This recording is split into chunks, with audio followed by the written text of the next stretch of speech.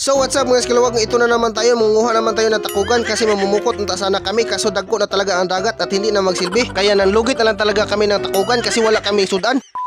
So what's up mga skiluwag, ngayong araw na to ay mangunguha lang kami ng takugan kasi mamumukot na sana kami pero hindi na talaga magsilbi kasi dako na ang dagat. Ang isda na talaga sa daplin. Ipaparto na lang to natin sa pagpanguha natin ng takugan pero ibahin natin sa pagluto at gawin nating humba. Dito ay mayroon nakikita si Dodong ng mga kinason at hindi na niya pinasaylo at pinunit na niya. Sobrang nanggawas na talaga ang takugan kasi dako na talaga ang dagat at hindi nga na talaga mabaw pa sa paglili at magkamang-kamang na lang talaga ito. At sobrang napakadaghan pa talaga at napakadagko talaga ng takugan. Sobrang nasuya talaga kami sa takugan at kinuha na namin dayon. Manggagawas na talaga sila kapag magtaob na padong. Sobrang magkamang-kamang na talaga sila. Sobrang napakalain na talaga ng purma kasi guwang na pero hindi ito maglain-lain kapag maluto na at habhabin natin to. Dito naman ay nimiro nakikita si Adjon na kinason at sinasaw na niya at hindi na niya pinalagpas-lagpas pa at kinuha na niya dayon kasi sudan na to. Makaiba na talaga to ng bahaw. Binutang na dayon niya sa sudlanan at ito na ang nahuli namin tanan na sobrang napakadagko pa talaga. At sa mga oras na to ay dinulitan na namin sa pagbidyo at na magkamang-kamang talaga ang mga dagko nga takugan. Pumuli na naman si Tatang sa pagpanguha ng takugan at sobrang napakadaghan talaga ang nakitaan niya. Sobrang napakadagko pa talaga ang napalga niya at sa puntong ito nakapana si Dodong ng kasag na sobra pa talagang napakadagko na kasag. Siyempre nilaras na namin para sudan na talaga to at ito na nilimpyuhan na namin aming nakuha nga takugan para hindi talaga tayo mabubukog. Binagnod-nagnod na namin sa bato para makuha talaga ang mga hitait niya. Ingunon na talaga to sa paglimpyo ng takugan para madali ka talaga ka at kapag naputi-puti na gamay okay na yan. At ito naman ang mga lumba na nahuli namin tanan na sobra pa talagang napakadagko at sudan na talaga to, makatipak na talaga ng bahaw. Ilalahi muna natin to kabaka kasi mag-away. Iyablo na namin to ang tanan naming nakuha na takugan at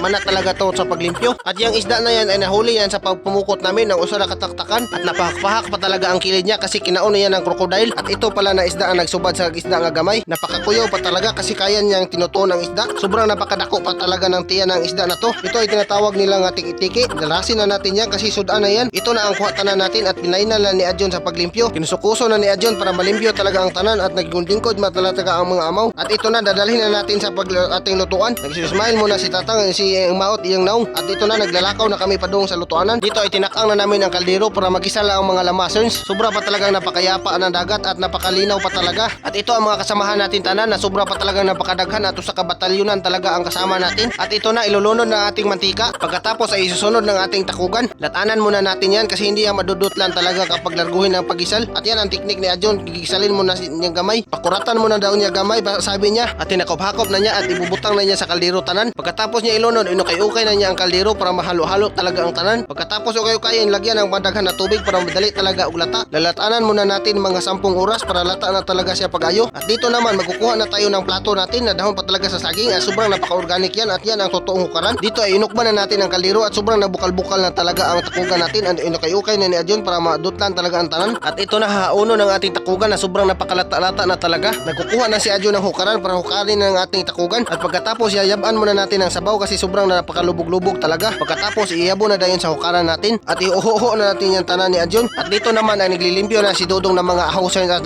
bubayers natin. At dito naman ay inandam na ni Adjon ang idibol para final na talaga to sa pagluto ng takugan natin. At ito na ibubuyok na niya ang idibol sa kaldero at sobrang napakadaghan pa talaga ng binutang niya. At pagkatapos naman ay isusunod ng ating mga lamasers at bumbayers at ahosers at initsa-itsa na ni Adjon ang mga ahosers at pagkatapos isusunod ng mga bumbayers at kayo-kayo na din natin at sobrang napakadako pa talaga ng kayo at sobrang napakamalas pa kasi hindi kami nakadala ng luwag at kutsara lang ang inukay-ukay namin. At pagkatapos ilulunod na dayon na ng ating takugan at binubuyok na lang ni Adjon kasi sobrang napakadako ng kayo at niyabiyab niya tanan sa kaldero at inukay-ukay na dayon niya gamay. At sa oras na to ay nahaw na natin daan ng plato at sobrang napakalami talaga nito kaunon. At ito na bubuyukan na natin ng patis ang ating humbaunon. Pagkatapos kayo-kayo na dayon natin para mahalo-halo na talaga ang tanan at sabaw na natin ang madaghan na tubig para daghan og sabaw. At sa oras na to ay hiwa-hiwa na ni Dodong daan ang mga siling nga kulikot at para magkaalmoranas tayo at binuyukan na dayon ni Adjon ng oyster sauce para magdangog-dangog talaga ang takugan natin at para talagang humba at kayo-kayo na dayon niya para masagol talaga ang tanan. Pagkatapos buyukan na dayon niya ng madaghan na bitsin para malami talaga ang putahin natin at magbuwa pa ang baba. Isusunod na dayon natin sa paglunod itong bunga ng lumboy at ito at talaga ang magpadala-dala ng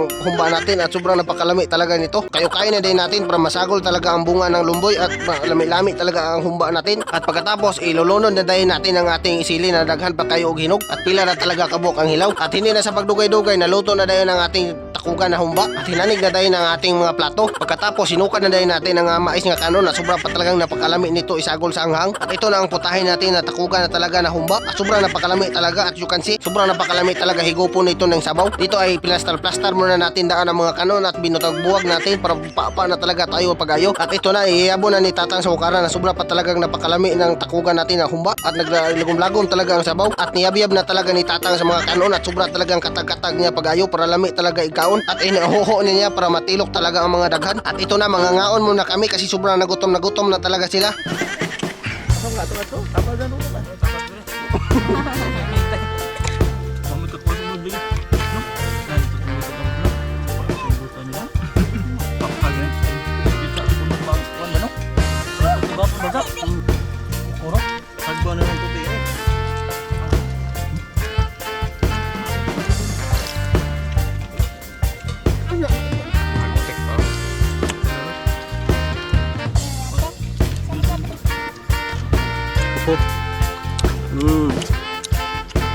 Kanon.